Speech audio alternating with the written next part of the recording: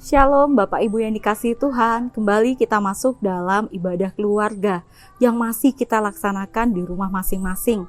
Merupakan kesukacitaan terbesar bagi saya dapat menyapa Bapak Ibu yang berada di rumah dan juga boleh mendengar bahwa begitu banyak kasih kuasa Tuhan yang membawa kita masuk dalam rangkaian syukur dan sukacita. Dan pada hari ini Bapak Ibu yang dikasihi Tuhan, bersama-sama kita akan mendengar serta merenungkan firman Tuhan yang terambil dari Mazmur 126 ayatnya yang pertama sampai dengan ayatnya yang ke-6.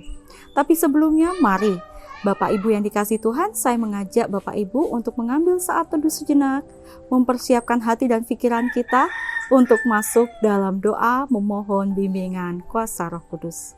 Mari kita berdoa. Tuhan Allah Bapa di sorga, kami naikkan syukur untuk segala berkat yang boleh kami terima dan kami rasakan secara pribadi dan juga bersama dengan anggota keluarga kami. Saat ini Bapa, dalam rangkaian syukur ini, kami bersama-sama rindu untuk mendengarkan sapaan firman-Mu.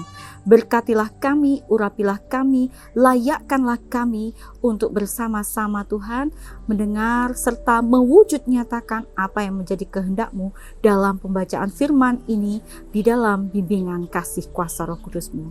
Ini kami Tuhan dalam rangkaian syukur dan sukacita kami. Kami telah berdoa.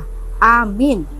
Bapak Ibu yang dikasihi Tuhan, kita akan bersama-sama membaca firman Tuhan ini yang terambil dari Mazmur 126 bait pertama sampai dengan bait yang ke-6, yang dimana Lembaga Alkitab Indonesia memberikan judul Pengharapan di Tengah-Tengah Penderitaan. Mazmur 126 ayatnya yang pertama sampai dengan ayatnya yang ke-6 menyatakan, ketika Tuhan memulihkan keadaan Sion, keadaan kita seperti orang-orang yang bermimpi. Pada waktu itu mulut kita penuh dengan tertawa dan lidah kita dengan sorak-sorai. Pada waktu itu berkatalah orang di antara bangsa-bangsa, Tuhan telah melakukan perkara besar kepada orang-orang ini. Tuhan telah melakukan perkara besar kepada kita. Maka kita bersukacita. Pulihkanlah keadaan kami ya Tuhan. Pulihkanlah keadaan kami ya Tuhan, seperti memulihkan batang air kering di tanah Negeb. Orang-orang yang menabur dengan mencucurkan air mata akan menuai dengan bersorak-sorai. Orang yang berjalan maju dengan menangis sambil menabur benih pasti pulang dengan sorak-sorai sambil membawa berkas-berkasnya. Demikianlah firman Tuhan. Bapak Ibu yang dikasihi Tuhan, kita semua memiliki yang namanya harapan. Kita semua memiliki yang namanya cita-cita. Tetapi di dalam pengharapan dan juga cita-cita yang kita miliki diperlukan usaha yang begitu luar biasa untuk dapat menggapainya. Usaha yang harus dibayar dengan begitu banyak hal yang harus kita temui.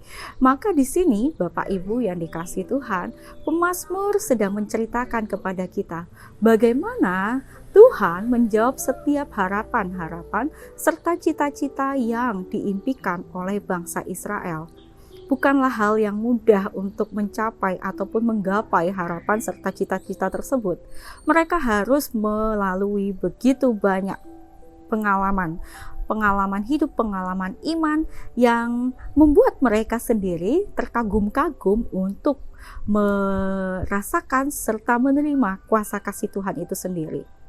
Bapak Ibu yang dikasihi Tuhan, apabila kita merefleksikan ulang ataupun merenungkan ulang bahwa bangsa Israel pernah merasakan tekanan ataupun hidup sebagai budak selama 70 tahun lamanya di Babel, dan mereka pun merasakan bagaimana hidup sebagai seorang budak yang tidak memiliki kebebasan, yang segala sesuatunya dibatasi. Tetapi dalam rangkaian penderitaan ataupun tekanan yang boleh mereka rasakan dan terima, tangan kasih Tuhan senantiasa setia memberikan dukungan dan juga memberikan perlindungan. Dan pada akhirnya dalam kesetiaan yang tentu saja dimiliki oleh bangsa Israel, ya, Tuhan pun menjawab, Bapak Ibu. Tuhan pun menjawab dengan penuh kelembutan ya, dengan penuh kelembutan dan juga dengan penuh ketegasan. Kenapa sampai dikatakan ketegasan? Karena di sini diperlukan satu sikap yang disiplin. Diperlukan kedisiplinan. Kenapa kok sampai diperlukan kedisiplinan? Di dalam sikap tegas ini, Tuhan menginginkan anak-anak Tuhan yang berkomitmen, disiplin. Bukan hanya disiplin dalam sikap, tetapi disiplin dalam mengatur kehidupan mereka, mengatur waktu mereka. Maka saat kita melihat Bapak Ibu yang dikasihi Tuhan, di dalam bacaan firman Tuhan ini, yang di ayatnya yang ke-2 dan juga ayatnya yang ke-3, Bapak Ibu, disampaikan pada waktu itu berkatalah orang di antara bangsa-bangsa, dimulai dalam kehidupan secara umum. Kemudian dibawa lagi ke dalam ayat yang ke-3, Tuhan telah melakukan perkara besar kepada kita. Berarti mau dilihat apa sih gitu loh, dampak dari kedisiplinan kita. Apa sih dampak dari sikap kita yang setia kepada Tuhan bagi orang-orang sekitar saya, bagi bangsa dan negara yang saat ini bergumul bersama melawan pandemik ini gitu. Kemudian apa setelah kita melihat bahwa ada satu hal yang begitu luar biasa terjadi dalam kehidupan di mana kita bersosialisasi, di mana kehidupan kita dengan keluarga, maka di situ pun kita harus menyadari, oh iya ya, saya dimampukan oleh Tuhan untuk dapat melakukan hal ini dan itu, tak lepas juga karena kasih kuasa-Nya. Nah, di sini yang mau disampaikan oleh pemazmur, kita semua boleh memiliki begitu banyak harapan, kita boleh memiliki cita-cita, dan saat ini kita memiliki harapan dan cita-cita untuk melakukan segala sesuatunya kembali normal. Nah, itu semua berbalik kepada kita. Berbalik kepada kita, masih maukah kita terus bersandar kepada Tuhan Allah di tengah-tengah situasi saat ini? Masih mampukah kita menaikkan syukur kepada Allah di tengah-tengah tekanan ataupun pergumulan kehidupan keluarga yang boleh kita rasakan? Masih mampukah kita membangun komunikasi dengan sesama sekalipun kita harus menemui begitu banyak penolakan-penolakan tanpa kalau penolakan-penolakan dengan lembut ya, tanpa kita sadari bahasa ataupun tutur kata yang terkadang kita dengar, oh kayaknya kok begini ya, kayaknya saya ditolak, oh saya menerima gini perlakuan yang.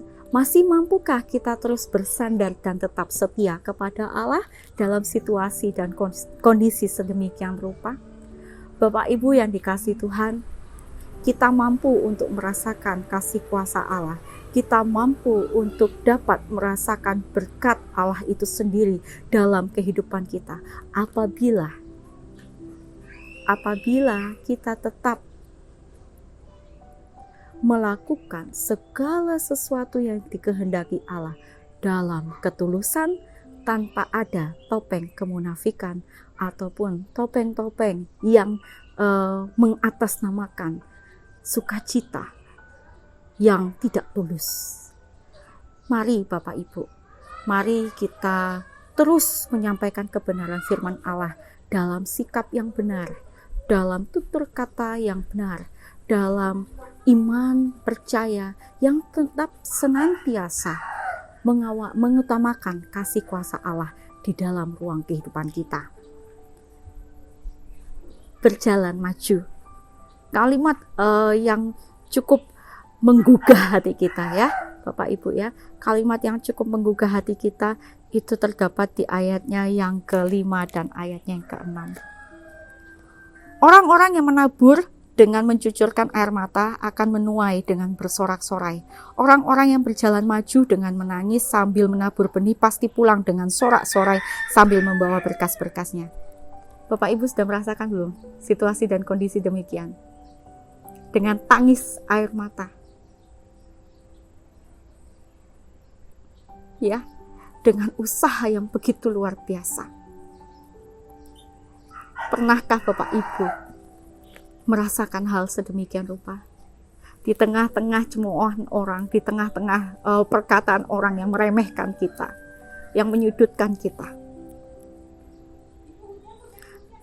tetap kita harus bersyukur. Tetap kita harus memuji dan memuliakan namanya. Apapun itu, dalam kondisi apapun. Air mata dan cucuran keringat kita, Tuhan perhitungkan itu semua. Apabila kita terus bersandar dan memuliakan namanya. Tetaplah mempermuliakan Tuhan.